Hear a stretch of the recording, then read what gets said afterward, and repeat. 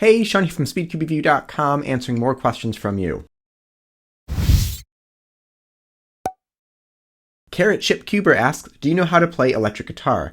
Yes, I do, but not well. I know how to play, but I don't practice it as much as I practice the electric violin. Arnav Subedi asks, will there be one moment when all the world records will be unbreakable? No. And this, I think, is one of the most ridiculous things I see when people talk about a record's broken. They go, oh, it's impossible to break it now. People said that about Matt DeVolk's 5.55. There are so many people with solves under 5.55 now. The average is almost under 5.55. The fewest moves, that one held for a long time, the 19, and then it got broken, and then broken again. Can it still be broken? Of course. The multi-blind was at the same number for such a long time that no one thought it could really be broken, and now suddenly it's been broken a couple times, and a lot of people are really close to breaking it again. So I don't think there will ever be unbreakable world records, but are world records difficult to break? Yeah, that's the point of world records. Sub 3.47 asks, Volk 3 Power M or Weilong GTS 3? Depends on what you like. The Volk 3 Power is a bit more stable and has what I would call a more smooth feeling because there's more contact between the pieces. The GTS 3 has ridges, if you like ridges. It's only available in stickerless, and also it's quite a bit more flexible. Now the magnets are also a bit stronger in that one, unless you get the light magnets. Samarth Vivek 9125, sorry about that. Can you make a video on how to make compressed springs normal? Well, if you compress them, you just need to stretch them out. How much you stretch them out before? Measure that before you compress them.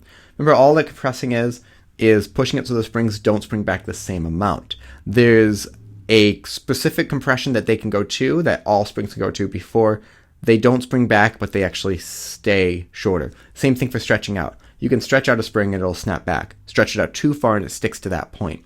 And that's where compressing or expanding springs affects that. Dev123450 asks, total number of cubes you have. It's over 500. That's all I know. I haven't counted since I did the collection video earlier this year. Rahim Farid asks, 6x6 or 7x7?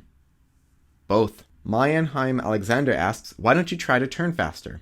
I do. I can turn faster. A lot of people comment my videos, they go, oh, you need to turn faster, that's why your times are what they are.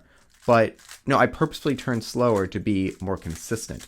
When I did some solves for Felix, he actually noted, he goes, you can turn quite fast, and your last layer shows that. And it's the slower turning during F2L which helps out with that look ahead. So when I do go top speed, I can turn about 15 turns per second. Now that's on some algorithms, some of course would be a little bit slower. But the reason why I have times that are around 10 seconds with that slower turning is that I'm not pausing. Could I turn faster? Of course. Might it affect the ability to plan ahead? Of course. But claiming that I don't try to turn faster is just incorrect. The Cubing One asks, to what extent in time do you think that world records can go down? Forever. Dr. QB asks, would you rather get better at blind events or side events such as square one, pure, or skewb? Blind. I feel like blind could be a lot more fun, especially if you do multi-blind. Man, that would be really nice. Dank Memer 21 over 9 something something asks, what was your first ever speed cube?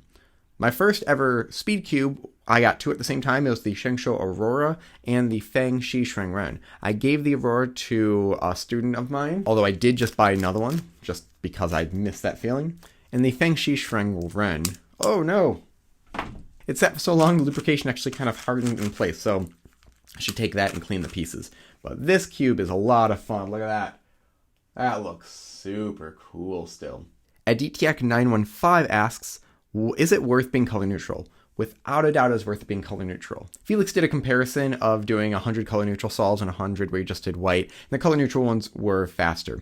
Now, I solved white cross for a couple years. It's a little bit of yellow, but mainly white. And then I decided to be color neutral, spent about a month doing nothing but the other colors, and I have my own tips on how to practice that, which I'll link in the description. If I can't find a good cross to start with within the first few seconds, I'll just revert to white because I'd rather spend time planning that out than looking for something. I don't usually look for the cross though. I look for see if there's any F2L pairs or easy F2L that I could do, then plan the cross off of that F2L. Me Hate Exams asks, Megaminx recommendation for beginner.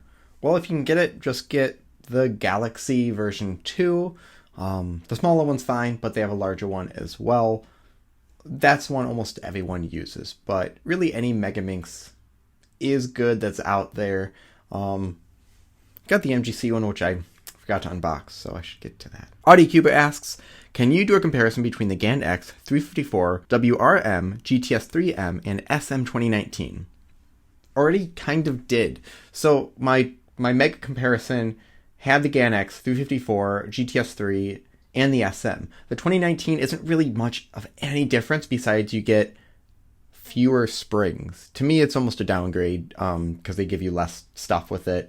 And the WRM I already have a video on. So doing all of that now would be just overkill. So go to the Mega comparison. I'll link in the description that goes through all of it. And then I also have a comparison between the Gann X 354 and the SM in a separate video. I'll link that also in the description. And Tech Cass asks, how viable is cubing as a career option? Well, right now, not so much. I mean, if you are making YouTube videos, you could do that for a living. I am not living off what this YouTube is for my amount of views, but it's something you could do in the future.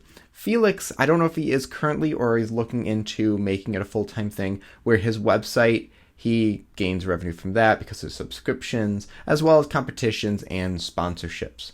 So it's a viable option, but not something that is very obtainable at the moment. But I can see it definitely being in the future. So thank you very much, everyone who wrote in. There's still more questions for me to answer from the last batch of questions, so I'm going to get to those in future videos. Make sure to hit like and subscribe for more content like this in the future. And as always, stop by speedcubeview.com for more news and reviews.